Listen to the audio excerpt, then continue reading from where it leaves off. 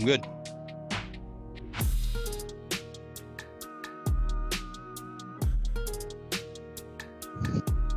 It is the NFL Tournament Strategy Show for the final week of the NFL regular season. This is truly where champions are made. This is for the real grinders. This is not your typical NFL DFS slate. I find the last week of the season to be one of the more difficult slates to navigate, but certainly one that can be profitable if you keep up on the news. That's why we've got millionaire maker winner Neil Orfield here. He's going to help guide us through some of the news, trying to figure out exactly what we're going to be doing with this Week 18 slate. Show is sponsored by Jock Market, so thanks for them. If you guys are joining right now, do us a favor, like the video, subscribe to the YouTube channel. Neil, first ever Week 18 of the NFL season, but basically what we usually get out of Week 17.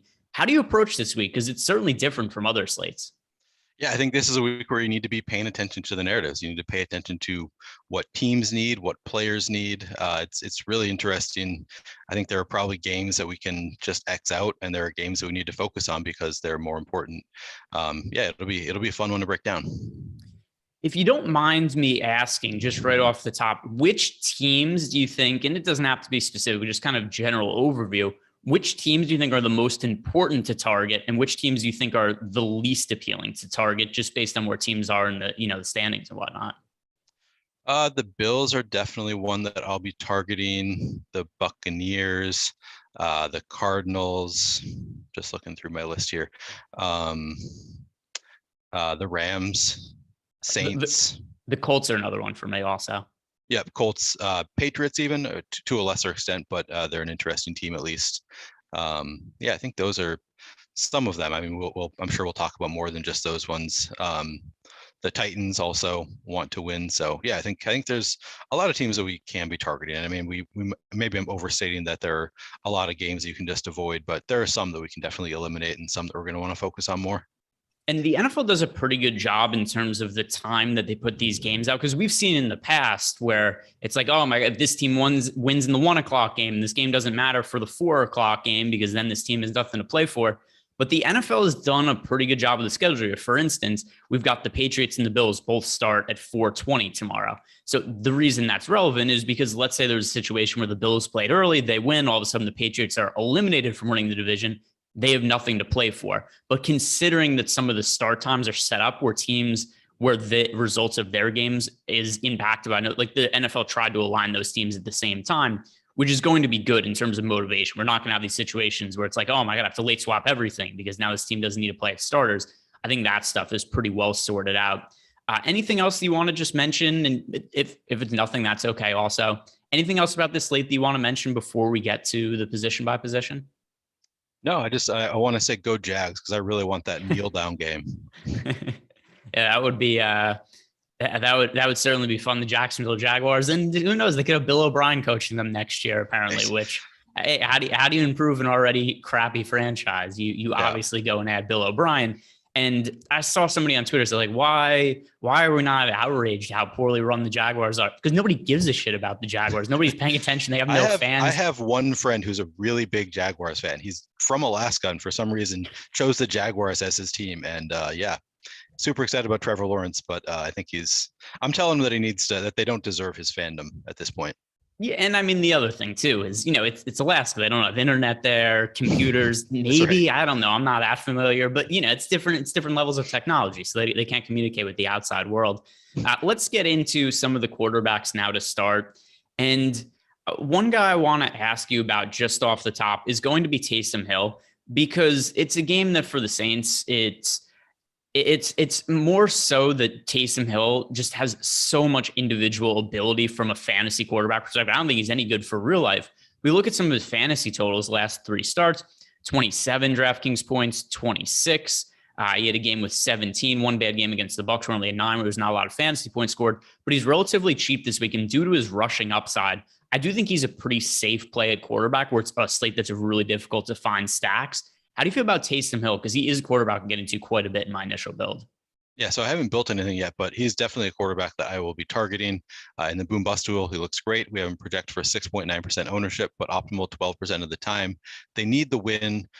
You can pair him with Kamara. You can pair him with Deontay Harris. Both of them also look great in the tools. Actually, Kamara doesn't look great in the tools. Deontay Harris looks great in the tools. Kamara, I also like, just because it's a game that they need to win. So the fact that they need to win, they're playing against the Falcons. I don't love that it's a 40-point total for this game. But other than that, everything looks good. He's cheap enough. It's just a matter of, will you run him out there naked, or are you going to require a pass catcher? I think that for the most part, I'm going to require a pass catcher, but I'm going to include Kamara in that. What do you think you're going to do as far as requiring pass catchers there? I don't need one. If I had to play one, Deontay Harris makes some sense. He's only 3,200, and we've seen him get some games with substantial targets, 5+ in 3 of the last 4 games. 2 weeks ago against the Cowboys, he was targeted 8 times. And also, he's so cheap on FanDuel and DraftKings, only 3,200 on DK. If I needed to roster a pass catcher with Taysom Hill, Deontay Harris would be the way to go. I don't have any issues with playing Taysom Hill naked, though. As for Alvin Kamara, I'm not really getting to him much in my initial build, and we're going to be talking about running backs in a second, but I still think it's relevant. We're talking about stacking him with Taysom Hill. This has been a really disappointing fantasy season for Alvin Kamara, and it's kind of gone under the radar. Like, we're not talking about Alvin Kamara as a fantasy bust or anything. I think just because he stayed healthy and so many running backs got hurt. So the downside of Kamara is just that he hasn't performed well from a fantasy standpoint or a real life standpoint. He's been really efficient running the football. On the positive side, Taysom Hill never targeted him in the passing game last year. He is this year. So that is something the Saints are doing more with Taysom Hill at quarterback. So I do view him as a viable stacking option with Taysom Hill. I just don't like him because of what his price point is and just the overall poor performances. Yeah, I want to add one thing. So Matt Savoca mentioned this on a Monday Night Football show that we did, that he had started researching rushing quarterbacks and how they correlate with their running backs. And he said that there is actually some positive correlation there. So even if they're not scoring touchdowns together, there might be some positive correlation in Taysom Hill and Alvin Kamara stacks together. I don't want to misquote Matt. I might not have it exactly right, but I believe he suggested that there is some positive correlation with rushing quarterbacks and their running backs. So something to factor in. There might have been more to it than that, but I think that there is some positive correlation with Taysom Hill and Alvin Kamara. And even if there's not, I guess we'll talk about running backs later, so I won't get into my Alvin Kamara thoughts just yet. But yeah, I think Taysom Hill makes a lot of sense. All right. So then tell me, who are the quarterbacks that do stand out to you the most? Taysom Hill at his price point is one for me. But who are some of the other quarterbacks potentially from games where their teams are looking to win? Are the quarterbacks you're looking to hone in on? Josh Allen. I mean, I think the field is going to get there. We're projecting for 12.6% ownership. He's optimal 11% of the time, so slight negative leverage there, pretty neutral. But he's going to be one of the safer quarterbacks on the slate. Playing against the Jets, they should be able to put up a lot of points. The only issue, or one of the bigger issues, is that it is a 16-point spread, so it could get out of hand pretty quickly. But I think he's going to be out there. He's going to be playing well until they pull him, which I don't think they'll pull him until the game is decided. So I think Josh Allen, I'm going to have a lot of interest in. Tom Brady, I have some interest in. Only project for 1.9% ownership currently, but optimal 3.3% of the time. The Buccaneers want to win. I think they're going to be throwing him out there until the game is in hand. So I think Tom Brady is interesting. Kyler Murray, I really like, 7,400 against the Seahawks defense that hasn't been that great this year. They should be going all out trying to win. We have him projected for 13.4% ownership and only optimal 9.4% of the time. So slight negative leverage there, but it's still a game that, they want to win. And I think that I'm going to be taking some shots there anyway. Matthew Stafford, I think, looks pretty good against the Niners. That should be a competitive game. We only have him projected for 4.8% ownership. I think that they're going to be throwing a lot, trying to win the game. He's only 6,700. And then I'll throw one more out in the top end before I get your thoughts on these. I think Russell Wilson is sort of interesting. I don't really know what to make of Wilson in this game because they don't really have any incentive to win, but I kind of think that they will be trying to win anyway. I just don't think that I see Pete Carroll, Russell Wilson throwing it in. So I think they're going to be trying to win the game against the Cardinals, and the Cardinals might be putting up a lot of points. So we only have Wilson project for 4.3% ownership, optimal 3.6% of the time. I think he's sort of interesting. Do you have any thoughts you want to add or reactions to any of those quarterbacks? The first, Russell Wilson did win Alex Baker $1 million last week, which you and I had some extended talks about Russell Wilson. I was like, I don't know if I could trust this guy anymore. He only threw for 236 yards, but 4 touchdowns. So certainly the stacks ended up paying off pretty big there. For the low ownership there, I think it's about fair. I don't know that I want to be that much different than the field on them. The high end guys you mentioned, Josh Allen, Kyler Murray, they look good. They're popping up in a bunch of my builds. But once again, the ownership's kind of already there on them. So it's not anything that I'm massively different on. The guy that I like the most of the players you brought up is Matthew Stafford.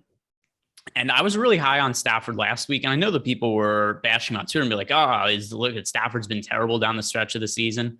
To an extent, yeah, that's true. He's certainly not playing nearly as well now as he was earlier in the season, but he scored over 20 fantasy points last week. In the volumes there, he had 35 pass attempts, over 300 yards. We have a very obvious pass catching target to pair him with in Cooper Kupp, where we know Cooper Kupp needs, I forget what the exact numbers are, but something like 13 receptions and 134 yards or something around there. 12 and 136, I want to say, but okay. My bad. I said 134 and we're on the road 136, but either way, it's very attainable numbers for Cooper Kupp given his production this year. And I know Cooper Kupp said in the media that he feels kind of like, it's that his record shouldn't count because he did it in 18 games and other players did it in 17 games.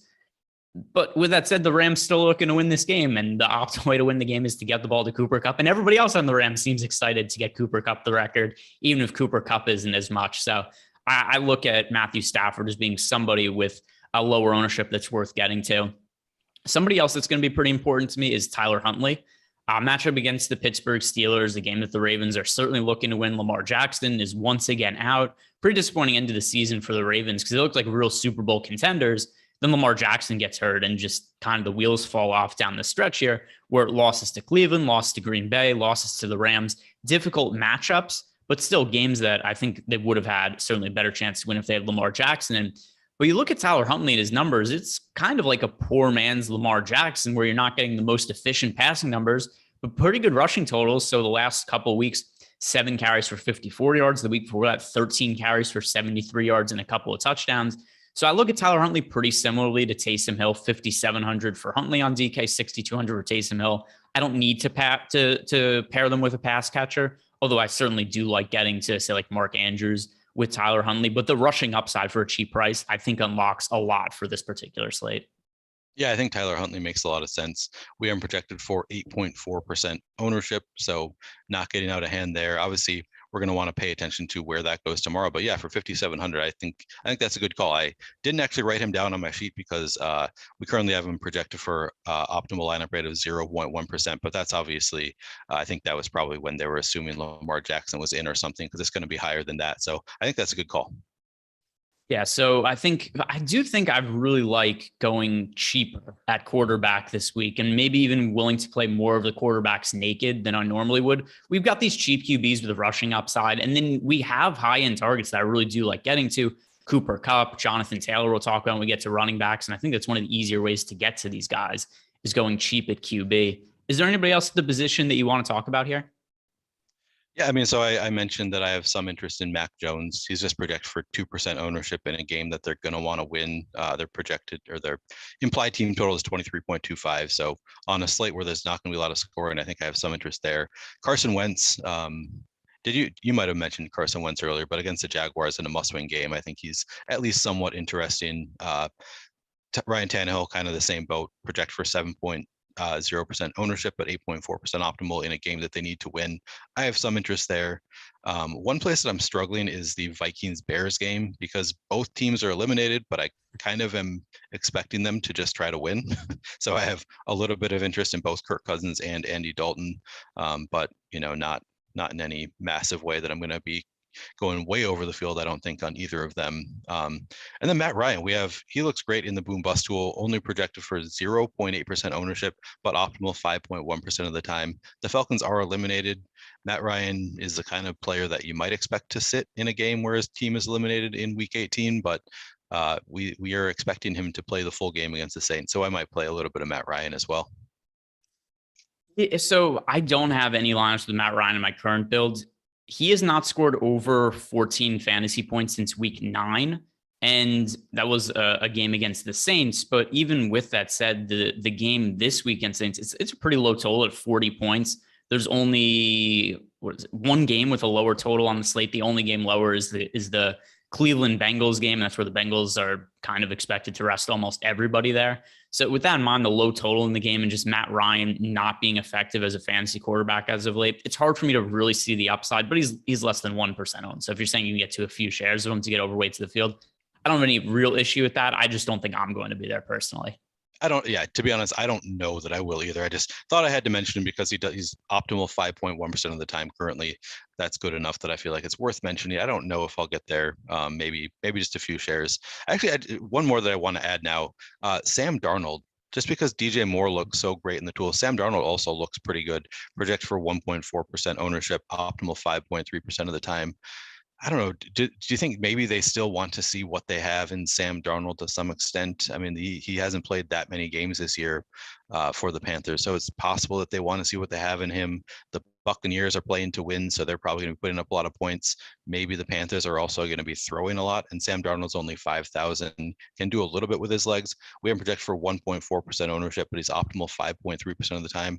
Is he in the same boat as Matt Ryan for you, or do you have a little bit more interest in Sam Darnold?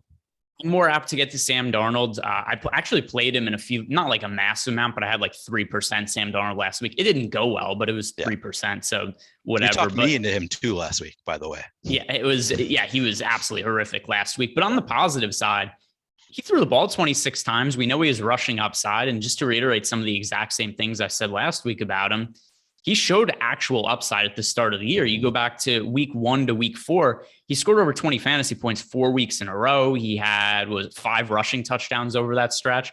So there is some upside there. There's an obvious stacking target in DJ Moore that I do like pairing him with. So I view him as more viable than Matt Ryan. I'm not sure that he's somebody who's going to ultimately make my player pool. Maybe some recency bias on my end that I shouldn't have, because I looked at Sam Darnold as a good GPP play last week and he just sucks so hard that it's like, do I really want to go back there? But I think you can make, for me, I can make more of a case for Darnold than I can for Matt Ryan. Yeah, I think so too. I think I'm probably more likely to go to Sam Darnold than Matt Ryan. By the way, shout out to the Davis Mills, who's in the chat and is very upset that we're not mentioning him. I'm not going to be rostering Davis Mills this week, but he's looked marginally impressive to me this year. They've certainly gotten more out of him than we were anticipating. The Texans, who were expected to be terrible this year, on the backs of our friend Davis Mills, who's apparently a regular watcher of the program here. Who I hope he's liked the video and subscribed to the YouTube channel. Good year for you, buddy. You've done better than I was expecting. Congratulations. The bar was very low, but you've certainly surpassed it. So we could jump on over to the running backs, but quick shout out I want to mention, we are doing an Odd Shopper giveaway. If you guys check out the pin tweet that we have on our Twitter handle, Awesemo_com on Twitter, check the pin tweet. We do have a opportunity to win a free month of Awesemo Plus Platinum. Also, shout out to sports betting is now legal in New York. If you guys are looking to get into sports betting, check out Odd Shopper, which is a free tool we have to use over at Awesemo, and is a really useful way to identify some of the best prop bets that are available for football and basketball. We'll have other sports add to that soon, but for right now, we've got really useful tools. We've got projected odds of winning, percentage ROI projected based on our basketball and football projections, and really useful tools that I've used to bet on props as well. All right, heading on over to the running backs. And I think here's where the position kind of starts with me at the top end with Jonathan Taylor. If I have the ability to spend up for anybody this week, it's going to be Jonathan Taylor, Cooper Kupp to an extent as well, but at least for the running back position, I think I'm going to be able to fit Kupp and Taylor into some lineups, even though they're expensive together, because there's so much value on this slate. There's cheap quarterbacks I like getting to. There's cheap pass catchers, some cheaper running backs. So Jonathan Taylor in a game that the Colts need to win. They could lose and still make the playoffs, but they would ideally like to win. That's the easiest route for them to get into the playoffs. And I think we could see Jonathan Taylor just touch the ball like 30 times this game, seal the win. Easy matchup against the Jaguars. How are you handling Jonathan Taylor? Yeah, I mean, I think I'm going to be playing a lot of Jonathan Taylor too. I mean, it's a must-win game. 22% projected ownership, but he's optimal 24.6% of the time. So the field is getting there, which makes sense because they're playing the Jaguars and he's the best running back in the game right now, probably. So the field's getting there. I'm getting there too. I'm probably going to be overweight to the field if the field really does come in at 22% ownership. He's just high floor, high ceiling. Yeah. What more do you really need to say? I think Jonathan Taylor makes a lot of sense in a must-win game this week. Yeah. And that's something else with this week we were talking about at the top. And I don't even know if you put this in the conversation of narrative. I guess it does, but the reality is it's week 18. Most teams' fates at this point are already decided. A lot of teams are in the playoffs, locked in the seeding. A lot of teams have already been knocked out of the playoffs. And I do put a little more weight into players on teams that need a win just because I don't have concerns about workloads. I don't have concerns that, we're going to get to halftime. And, a situation with like the Packers playing against the Lions, where at first mouthful was like, hey, Aaron Rodgers wants to play. But then he's like, we don't know how much we're going to play him. It's a total crapshoot for me. I don't know what to expect from that situation. Where somebody like Jonathan Taylor, I think we could feel pretty good about his workload. Who are some of the other running backs that you're trying to build around? Yeah, so Alvin Kamara, I mentioned him earlier. He doesn't look that great in the boom bust tool, only projected to be in the optimal lineup 2.8% of the time, and he's projected for 8.1% ownership. So he is a negative leverage play in the tools. I think this is a situation where I am going to go a little bit against the tools, just because, like you said, I get a little more confidence in players in must-win games, and the Saints need to win this week, and they're playing against the Falcons, which is a pretty weak defense. So I'm going to take shots that they're going to use their best player. They don't always, but I think that it makes some sense. At 8,300, he's $1,000 discount on Jonathan Taylor. So I'm going to be taking some shots on Alvin Kamara. I'm probably going to be overweight to the field, even though he's negative leverage, and it's probably going to bite me because it usually does when I go against the tools. But I'm going to try it anyway. Dalvin Cook, I think I'll go to against the Bears. Like I said, so you can't have as much confidence in this one because they have no incentive to win. But I don't really think that Mike Zimmer is the kind of coach who is not going to play his best players, especially because he's almost certainly going to be fired either way after this game. I think that he's going to be playing for his future in the NFL to some extent, and I think he's just a competitive coach. So I think both the Vikings and the Bears most likely are going to be playing to win, which means Dalvin Cook should get a full workload. I'm not as confident as I am with Taylor and Kamara that he's going to get a full workload, but 7,800 against the Bears, I really like Dalvin Cook, projected for 18.4% ownership, but optimal 21.4% of the time. Najee Harris, I have some interest on the top end. He is negative leverage as well, but it's, again, a must-win game to have any shot of making the playoffs for the Steelers. Project for 13% ownership, but optimal 8.4% of the time. Not great, but I'm certainly taking some shots there. Those are the kind of the guys at the very top end above 7,000 that I have interest in. Do you have any thoughts on those guys or anybody else who want to add? Yeah. So the other thing that I want to mention when it comes to Dalvin Cook is on the other side of the game, David Montgomery, who actually prefer a little bit to Dalvin Cook. We kind of have coaches in similar situations. We're expecting Nagy and Zimmer to both be fired. That seems like the most likely outcome for both these guys. Nagy, remember it got reported like on Thanksgiving he was fired, and it was like a George Costanza thing. He just kept showing up, and he's like, "No, I work here." Because we've seen multiple reports over the course of the year that the Bears are about to fire Nagy, and here we are, week 18, he's still coaching them. But he's very clearly trying to win games and is trying to keep his job. And if you look at the workload for David Montgomery, this is a team that we've known isn't going to make the playoffs still. 2 weeks ago against the Seahawks, David Montgomery, 21 carries and 9 targets in the passing game. Last week against the Giants, 22 carries, 2 targets in the passing game. In a game that was a total blowout. The Bears were up 29-3. The Giants were never competitive in that game. Montgomery still played a pretty hefty workload.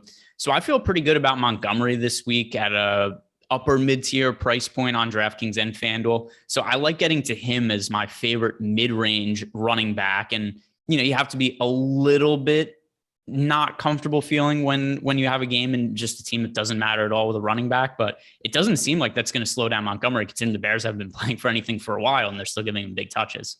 Yeah, I mean, theoretically, at least, teams that have been eliminated we've known for a little while are not going to make the playoffs. You can kind of read into what they're going to do more than the teams that were just eliminated last week.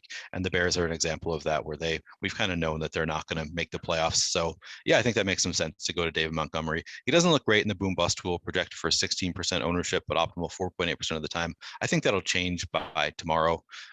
These things I think change kind of a lot on the Saturday before the slate actually happens. So I think we could see Montgomery's optimal percentage go up throughout the day. I think that he's definitely a safer play on the slate at 6,800. So I like that call as well. Yeah. So that's where I kind of feel it's really hard for me to get behind Dalvin Cook. And maybe I'm reading too much into last week's game because that game was not remotely competitive and Cousins was out. but only carried the ball 9 times. So that is something that gives me a little bit of pause when it comes to how many touches Dalvin Cook is going to get. Then there's other guys in the mid-range that I think are pretty solid looking as well. Devin Singletary, he's seen an uptick in touches as of late. And we know the Bills traditionally have been a team that hasn't run the ball that much. They've really been more pass first, but still 23 carries for Devin Singletary last week. 3 weeks ago, he had 22 carries. I think he's in the mix in the mid-range. Same goes for Sony Michel. We've seen him play a really substantial role ever since Darrell Henderson got hurt. I know that Cam Akers is going to be in the mix this week, but I don't think in any kind of substantial way does his activation and the fact that he's expected to be on the field impact how you view Michel at all? No, I don't think so for this week.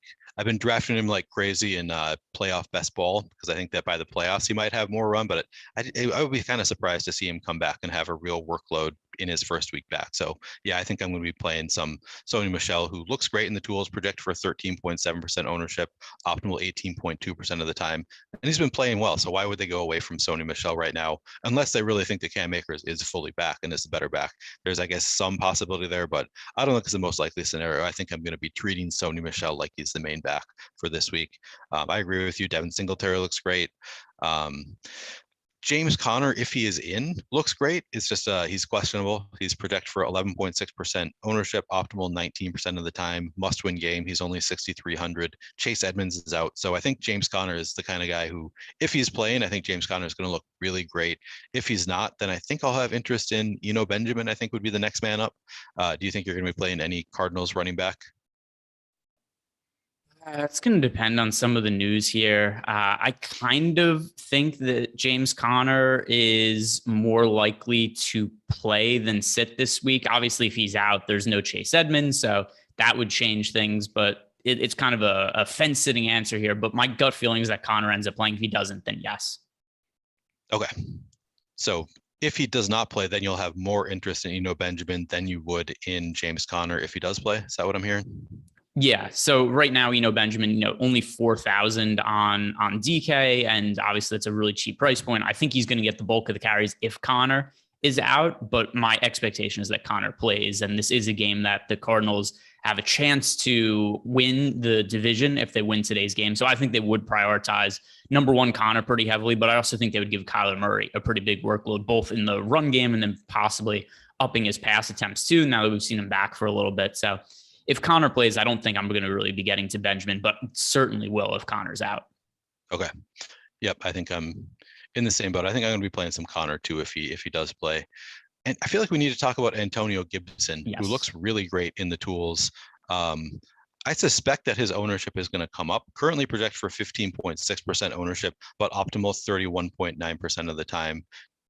Did you already mention Gibson when you're going? No. He hasn't been brought up in YouTube chat at all. So I was actually just about to ask you what your take was on him anyway, and I think you're about to hit on some of these points, but here's the difficulty with Antonio Gibson. Why he's one of these players is really difficult to project. He's been really good from a fantasy perspective this year, and he's been pretty consistent too. There's been a lot of games where he scored fantasy points in the teens, low 20s around there. He's been a moderate upside guy with a really high floor this year, involved in the running game. He's also seen more involvement in the passing game as of late. 6 or more targets in 3 of the last 5 games, and then even the games where it didn't, it was 4 targets last week. But the game means nothing for Washington, and that is definitely something that gives me a little bit of pause, especially because he's been banged up down the stretch of the season. He missed last week. He was on the COVID list. So I'm not confident what his workload is going to look like. Last time we saw him active, he only had 6 carries. So I get that he looks good in the tools. I get that we project him really well. I just think his volume is very, very difficult to figure out. Yeah, so I think I'm in the same boat as you. I also think that his projected ownership is going to go up. I think that I've heard him getting steamed elsewhere. Yeah, you love the matchup. You love the price tag. Ron Rivera has said that he wants to get younger players involved, which I think a lot of people are taking literally, and they're interpreting that and saying, well, Antonio Gibson is a second-year player. That means that he should be really involved. But I kind of think he really means more inexperienced players. He's going to see what they have in players that aren't sure thing starters going forward. He could mean it literally, and if he does mean it literally, then yeah, Antonio Gibson should have a full workload. But I think I'm kind of expecting, or at least anticipating the possibility of they're going to be getting Jared Patterson and some of the less experienced players involved rather than the actual younger players. And also, as I'm saying this, I think Antonio Gibson's actually older than I'm thinking that he is, right? Isn't he older than I feel like he's actually on the older side of a second-year player. Anyway, that's an aside. But yeah, so he looks great. Project for 15.6% ownership, optimal 31.9% of the time is what we have in the tools currently. So currently we are projecting him to have a full workload. I'm going to get to some Antonio Gibson for sure, just because 5,800 against the Giants, if he gets a full workload, he's in a smash spot. I'm going to love it. It's just, I have some reservations as well. I don't think I'm going to be getting too crazy like I normally would on a player that's 15.6% projected ownership and optimal 31.9% of the time. Normally, I would try to go well over that 31.9% number. I don't think I'm going to be doing that in this case. Yeah, it's by the way, Antonio Gibson is 23. It's going to be really funny because there's going to be players that are going to be really popular that just don't end up playing this week. Like, there's going to be guys who it's like, oh, this guy's 25% on to running back and he has 4 carries for 12 yards. And that just kind of comes with the territory of week 18. Looking at all the running backs as a whole, is there anybody you think you will be getting to a good amount of that we've not talked about yet? I'm going to have some Rex Burkhead. And he's a narrative play for the most part. They're playing against the Titans too. So, the Titans have been, I think, a little bit better defensively recently. Earlier in the year, they were not that great. But yeah, 5,200, he's going to be the featured running back most likely. It looks good in the tool, project for 3.5% ownership, optimal 4.5% of the time. And then he needs 103 total yards to get a bonus in this game. And I think that that's something that I'm factoring in a little bit, that they're at least going to try to get him there. I don't think that, these bonuses, I don't know how far teams are really going to go out of their way to get their players bonuses, but they might, have a little bit of incentive to at least try to get him going early on. And if he's doing well, they'll keep going to him to try to get him there. And if he doesn't do well, then maybe they'll give up. But it's something to keep in mind. I think I'm going to get there. And he looks good in the tools anyways. As I said, 4.5% optimal lineup rate. Think you're going to play any Burkhead? A little bit. And we've seen, the upside is for sure there. We've seen it as recently as, 2 weeks ago where he had that big game? Yeah. 2 weeks ago, he had 22 carries for 149 yards. We know he's capable in the passing game as well. He was targeted 6 times last week, called in all 6 of them for 32 yards. He's played a really big role for the Texans over the last 4 games now. 11 carries, 4 targets, 16 carries, 3 targets, 22 carries, 2 targets last week, 16 carries, 6 targets. Yeah, I think it makes sense. He's still cheap on FanDuel and DraftKings, a little more favorable on DK because of the PPR bonus. And also, I think this game script sets up fairly well for them to be dumping the ball off to him. So yeah, I don't see any issue with getting to him in my current build. I'm overweight to the field. We have him projected for 3% ownership. I have around 10 right now. So I think that he's a pretty good GPP target. Okay. And then I would add in D'Onta Foreman, 5,700 against the Texans in a must-win game. You'd think that the Titans should be able to run all over the Texans. So I kind of like D'Onta Foreman in the optimal lineup 9.4% of the time, but projected for 12.4% ownership. So slight negative leverage there, but I'm going to get to some. I think that he's one of the safer plays, should have some workload. Maybe it's not that safe because they do have a couple other running backs that they like to work in, but I think that they should be running the ball a fair amount against the Texans. Keyshawn Vaughn with both Rojo and Fournette out in a game that I think they're going to be trying to win. I have some interest there at 5,300 against the Panthers. Currently looks terrible in the tools, but I think that's going to change with some updates. Project for 10% ownership, but optimal 0.4% of the time. Am I wrong? Do you think that's going to change as well? I'm assuming that the optimal lineup is going to come up from 0.4%. Yeah, I think the last run of the boom bust tool, and by the way, because people are asking about it, the way the tools are on the site, we could only have one slate displayed at once. So as soon as the Saturday slate locks, we'll have all the numbers up there. For the Sunday slate, Neil and I have access to some of the back end information with the data, but it'll be there before the end of the day. Have no worries about all of the ownership and projections and all of that for the Sunday slate. But as for Keyshawn Vaughn, yeah, I do think it's going to come up once it accounts for Ronald Jones being ruled out. And he's looked fairly good when he's been carrying the football this year. He's been pretty efficient. We saw 2 weeks ago, I think 7 carries for 70 yards and a touchdown. He's probably ran the ball better than Ronald Jones has in the games where they've both been active. So I think there's certainly opportunity there. And even with the Bucs guys out, it's still a good offense to match up against the Carolina team that after a good start to the season has totally fallen apart. So I think this certainly makes sense as a spot where we could see the Bucs get up and Keyshawn Vaughn with the Buccaneers being shorthanded, end up carrying the ball with them, 15, 16 times, and he ends up being pretty effective. Nice. Okay. Glad we're on the same page there. The only other one that I'm going to mention, because I know we need to move on, Eli Mitchell, I have some interest in just because it's a must-win game for the 49ers to make the playoffs. They're playing against the Rams. Should be a competitive game. He's 6,000. We do have him projected for 9.6% ownership. So the field is getting there, but I think that he's a play that, you can count on him probably getting a full workload. So I think I'm going to have some interest in Eli Mitchell as well. All right, then we can move on over to the wide receivers. But first, shout out to the presenting sponsor of this show, Jock Market. If you guys are not familiar with Jock Market, this is a totally different way to play daily fantasy sports.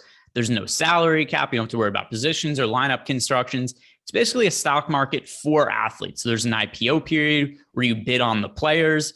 And then after the slate locks, you're still able to buy and sell shares of players. You don't have to do it, but it certainly is a fun way to play DFS.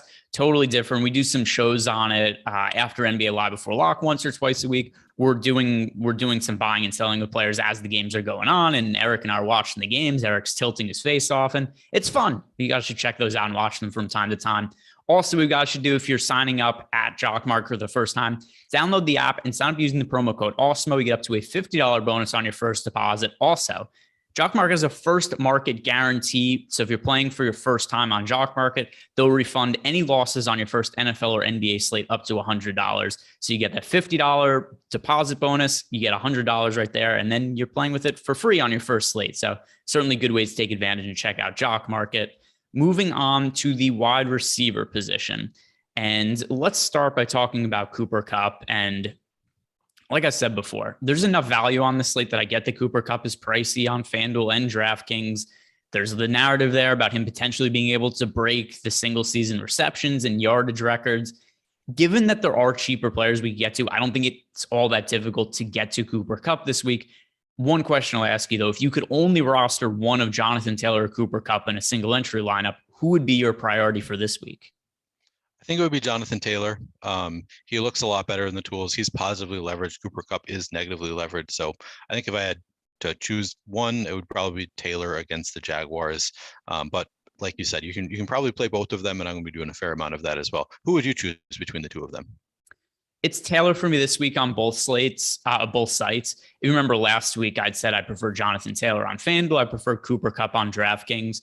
For this week, even though the game does matter for the Rams, and we do still have that narrative when it comes to Cooper Kupp, the Colts really need to win. If the Rams don't win this game, it's not the end of the world. They're still in the playoffs. They're still a fairly high seed. The Colts can miss the playoffs entirely if they don't win this game. And the matchup against the Jaguars is really easy. The Jaguars have nothing to play for. The Rams are playing a fairly competent defense in the San Francisco 49ers, who also need a win this weekend.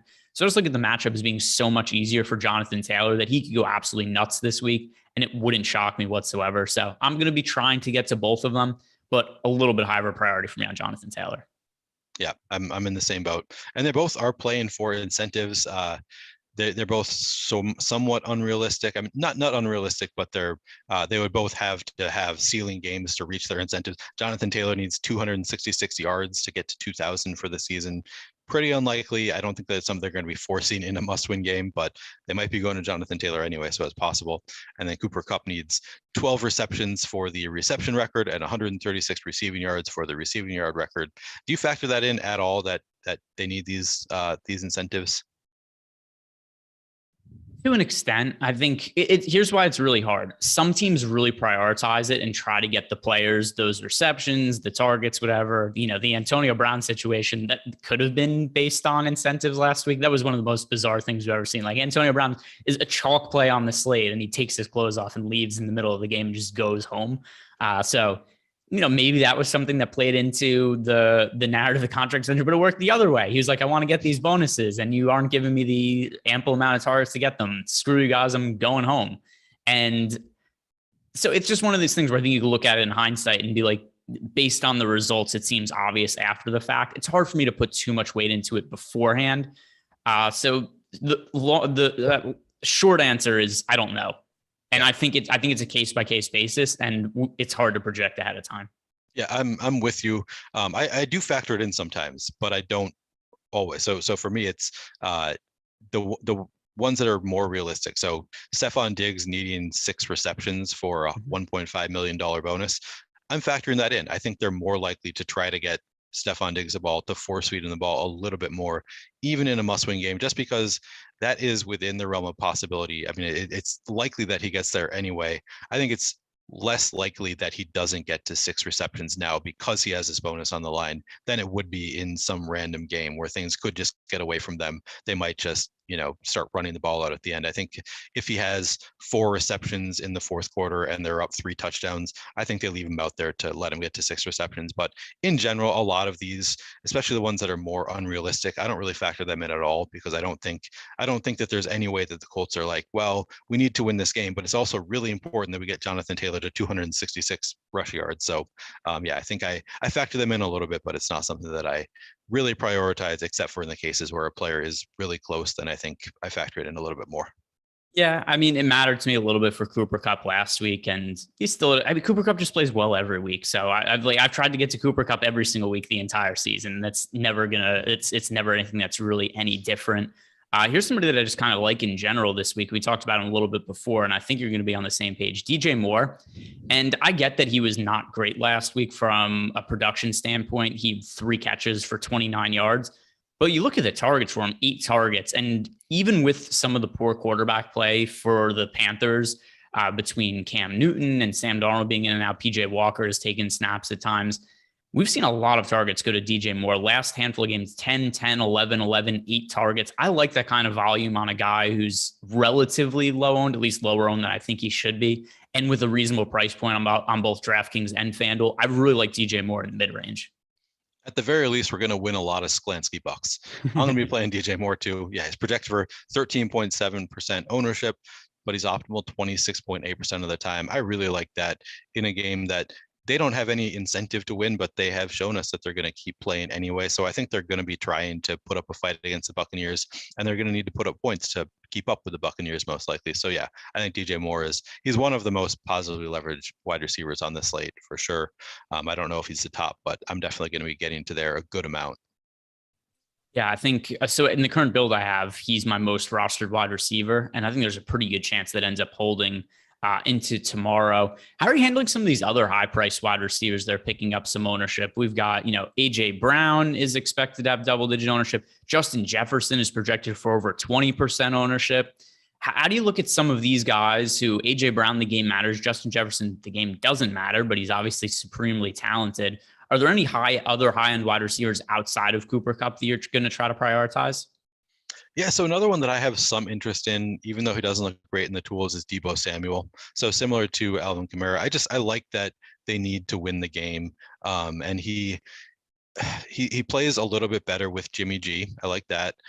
We don't really know if they're going to use him like a wide receiver or like a running back, but we know that they want to get him involved either way, right? So I think that I'm going to be playing probably over the field in Deebo Samuel, even though he's only optimal currently in the boom bust tool 3.6% of the time. I think that even though I don't know how it's going to happen, I think they're going to try to get him involved in a must-win game. So I think that I really like Deebo Samuel. I'm going to get over the field there.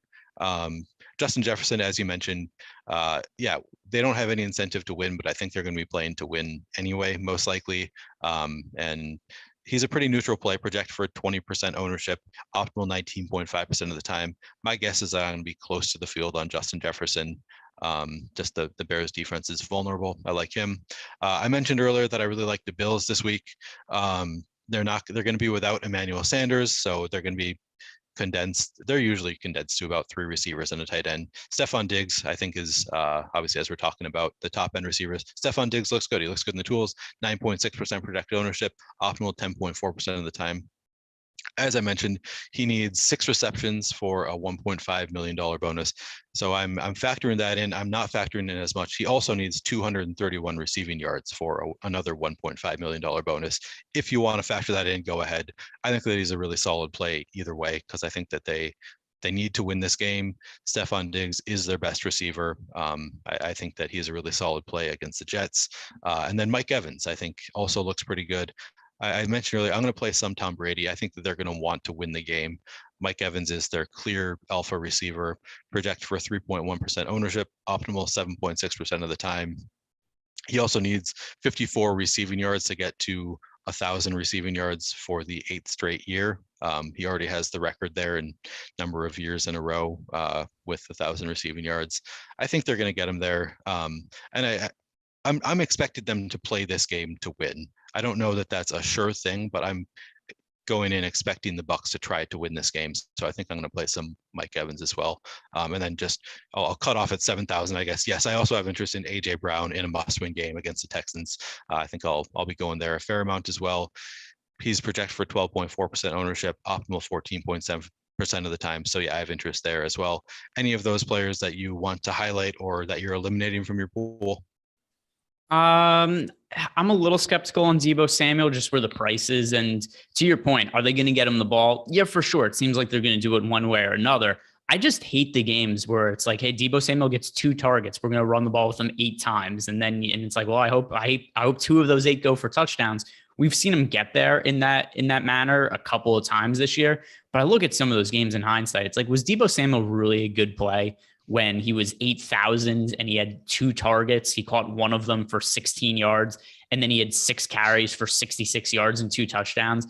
I just think a lot of his games have been unsustainable this year. I think he's super talented, but just the quarterback situation hasn't been ideal for the 49ers. So I don't know that I'm going to really be able to prioritize Deebo Samuel. If I'm spending all the way up for wide receiver, I'd just rather go to Cooper Kupp.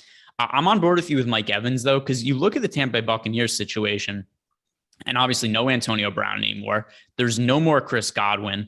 They just don't have that many guys to throw to. So I think Gronk is going to have to play a decent role. I think Mike Evans is going to have to. And then starting to transition and talk about some of the value wide receivers, I look into Cyril Grayson. And he's somebody who was obviously not anybody that any of us had really heard of coming into the year. Like Matt Kajeski, I'm sure he knew who he was and knew, where he went to high school, knew who he was because Matt knows everything about football. But most of us didn't know who Cyril Grayson was. And last week, he became a primary target for Tom Brady after Antonio Brown took his clothes off and went home. So Cyril Grayson last week, 8 targets, caught 6 of them for 81 yards, including a game-winning touchdown pass. I think he's earned himself a significant role on this team. He's cheap on FanDuel. He's cheap on DraftKings, and there's opportunity on Tampa Bay. I think they're going to want to get looks at some of these wide receivers just so they know who they want to play to replace these guys in the playoffs, because these are massive losses for the Buccaneers. This is a team that was probably the deepest at wide receiver of any team in the league. And then in just the span of a few weeks, they lose Antonio Brown because he's crazy. They lose Chris Godwin to a torn ACL. Those are big voids to fill. And I think they're going to be looking at somebody like Cyril Grayson this week just to see what they have there. So after the kind of volume he got last week, I like him as a value option. Yep, I like Cyril Grayson as well. I think he's probably their number 2 receiver at this point, 4,400, projected for 2.3% ownership, optimal 4.3% of the time. He's one of our more positively leveraged plays on the slate, even though he's only optimal 4.3% of the time. I think they're playing to win. I think that he's probably going to play either way, just a young receiver that they're trying to see what they have in him. So I really like Cyril Grayson this week. Other cheaper options that I like, I'm interested in both Gabe Davis and Cole Beasley. Currently, Gabriel Davis doesn't look great in the tools because we have Emmanuel Sanders in, but once that updates, I imagine he's going to look pretty good. We'll have to see where the ownership comes in at, but just without Emmanuel Sanders, we know that these are the 3 guys they're going to be going to: Stephon Diggs, Gabriel Davis, Cole Beasley. And Gabriel Davis is only 4,900, I believe, and Cole Beasley is 4,800. So I think that they are both really solid plays in the lower mid-range. I think in a game that the Bills are trying to win, I really like both of Beasley and Davis. Looking at other cheaper options, I might play some Julio Jones. He doesn't look that great in the tools. He's let me down every time I've played him for the past 2 years. But I might go back there anyway in a must-win game and hope that he doesn't pull his hamstring on the first drive this time, just because he's only 5,000, and I'm still buying into the upside even though he hasn't shown it in so long. Maybe I'll play some Julio Jones. I mentioned that I like the Patriots a little bit as a stack. I think both Kendrick Bourne and Nelson Aguilar look really interesting to me in a Mac Jones stack in particular, and then I'll probably play them as one-offs here and there as well. The Patriots really have some incentive to play. They could be anywhere from the number 1 seed to the number 6 or 7 seed, so they're going to want to win this game. Kendrick Bourne project for 0.7% ownership, but optimal 3.9% of the time. And then Nelson Aguilar project for 2.3% ownership, but optimal 5.5% of the time at 3,400. I have a lot of interest there. We mentioned Deontay Harris earlier. He looks really good in the tools against the Falcons at 3,200, projected for 2.6% ownership, but optimal 8.6% of the time. I know that we're running out of time, so I won't go through everybody, but I like the Cardinals receivers, Kirk, AJ Green. I like Terry McLaurin, looks really good this week. Michael Pittman, I think, looks good. I mentioned I like Carson Wentz. I'll probably pair him with Michael Pittman. Claypool, Ray McLeod, both look pretty solid. Allen Robinson looks really good in the tools against the Vikings at 4,000. Any others that you want to touch on before we move on? No, I think we hit on most of the ones that we got to. If I'm going cheap at wide receiver, my favorite options are Deontay Harris, DJ Moore in the mid-range, talked about him, or like I just talked about, Cyril Grayson. I think he's somebody good to take shots on, given the lack of depth in the Tampa Bay receiving core with their current situation. So moving on to tight ends now, and I don't feel very good about the tight end position this week. I like Zach Ertz with DeAndre Hopkins out. I think we could continue to see him play a bigger role. Massive amount of targets for Zach Ertz as of late. Last 3 games, 11 targets, 13 targets, 9 targets. He's my favorite tight end on the slate by a pretty wide margin. He's somebody who's going to make it into a lot of my lineups. Other than that, if I'm paying up, I like getting to George Kittle. We know he's had massive upside. Rob Gronkowski, a lot of the same reason we like some of those other Tampa Bay receivers. They're just shorthanded on pass catchers. And I think some of those extra targets go to Gronk. So those are the 3 guys I really like at tight end: Zach Ertz, George Kittle, Rob Gronkowski. And it's just going to be a lot of guys that I have in like 5, 6, 7% of lineups. So those are kind of the core guys for me. Do you disagree with any of those guys, or is there anybody else you want to add to that group of core tight end plays? Yeah, so I agree with you on all of those guys. They all look great. Gronk, we mentioned earlier, has a lot of incentives, needs 7 receptions, needs 85 receiving yards, and needs 3 touchdowns. Those are all 3 separate incentives that he has for $500,000 each. I think that they might try to get Gronk at least the 7 receptions one. So I think Gronk is probably my favorite. Kittle in a must-win game. Yeah, I really like him. You like Huntley. Mark Andrews, I think, you mentioned that he's a fine pairing stack with Huntley. You could also play him individually. They need to win the game. He is probably their best receiving option. So I have some interest there. And then Kyle Pitts is the one that I'm really kind of intrigued by. Looks really good in the tools. He is 5,700 against the Saints. They're eliminated, but we have him in the tools projected for 3.9% ownership, but optimal 9% of the time. And he also needs 59 receiving yards for the rookie tight end receiving yard record. And I kind of think that they might try to get there with Kyle Pitts. I mean, he's just that's one that I kind of buy into, that they might have a little bit of extra incentive to try to get him that rookie receiving yard for a tight end record. And 59 is attainable and also would be really nice. So I think that, assuming it comes with some receptions there. So Kyle Pitts is one that I would add to that group. And then Pat Freiermuth, 4,600 against the Ravens in a must-win game, projected for 3.8% ownership, but optimal 9.2% of the time.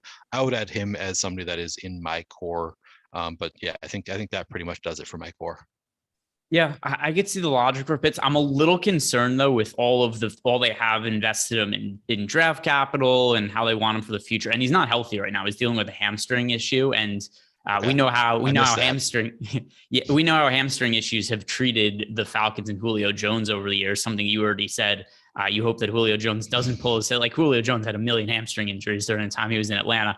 I'm a little concerned that Kyle Pitts feels good enough to play, and they get him to the yardage boards and they just immediately take him off the field. I think that's something that's in play. So I'm not really getting to Kyle Pitts right now, just because some of those concerns also almost like a narrative that works against him, where it's like, hey, this is a specific number we need to get to him, which would be nondescript for fantasy. Whatever, you get him to 60 yards, he's over. It's like, all right, cool. He had 5 catches for 60 yards and just kind of an okay outcome. He's somewhat expensive. So I'm not sure I'm going to be getting to him. Okay. But yeah, Mark Andrews as a target to pair with Tyler Huntley. I certainly think that's sensible. Okay. Yeah, I think that those are valid concerns about Kyle Pitts. I had missed the hamstring injury, but yeah, that is definitely something that, they're probably more concerned about his long-term outlook than just getting him the record. So I factored in a little bit. I'm going to be getting to some Kyle Pitts, but I think that is definitely a valid concern. It might dampen my ownership a little bit there. All right, so let's close with this. For the last time of the regular season, Neil, if you were playing a single entry GPP and you can only make one stack, who would be the quarterback you go to and the pass catchers? I think with Emmanuel Sanders out, I got to go to Josh Allen, and I will go with Diggs, and I'll go with Beasley. I am going to go Taysom Hill to Deontay Johnson, save all the money, which will enable me to make some lineups where I have that stack. Then also have Cooper Kupp and Jonathan Taylor in the same lineup. I like the kind of salary savings I get. Deontay Harris, super cheap on FanDuel and DraftKings. You got Taysom Hill with rushing upside. You always get a little concerned about the receiving upside for some of his pass catchers, but Deontay Harris is so cheap that I like more that, hey, maybe I get that, 5 catches for 60 yards out of him at a really cheap price, and then just enables me to pay up for Cooper Kupp, Jonathan Taylors of the world, unlock more upside. That is going to do it for us today, guys. Thank you very much for watching Neil and I during the regular season. We are going to be back, I believe, for the playoffs. I haven't looked ahead to the playoffs, but I'm pretty sure, because we had some note about changing around the schedule to try to build around the playoff schedule. So we'll be doing this for the playoffs, but this is the last one of the regular season. Do us a favor, like the video, subscribe to the YouTube channel. Thank you guys for watching this year, and good luck this weekend.